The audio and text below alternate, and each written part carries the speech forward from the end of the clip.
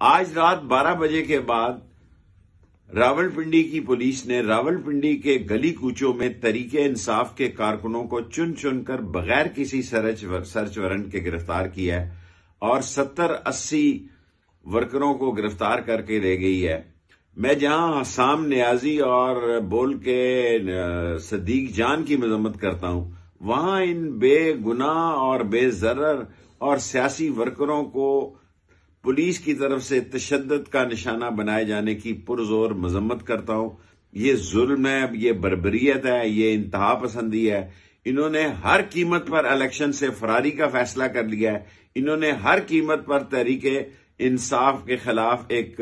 زبردست crack down شروع کر دیا ہے، لیکن انشاءاللہ تعالی ہمارے حوصلے بلند ہیں، ہمارے جذبے بلند ہیں، اور کل کے جلسے کو بھی ہم ایک تاریخی جلسہ بنائیں گے، اور یہ جتنے لوگ گرفتار ہوئے ہیں میں ان سب کی پرزور مذمت کرتا ہوں، اور میں اپنے لوگوں سے کہوں گا کہ احتیاط برتیں، ادھر ادھر ہو جائیں، اور پاکستان کے لیے، عمران خان کے لیے اور اس ملک کے لیے اور پاکستان کے احساسوں کی دفاع کے لیے دل اور جان کی بازی لگانے کے لیے تیار ہو جائیں۔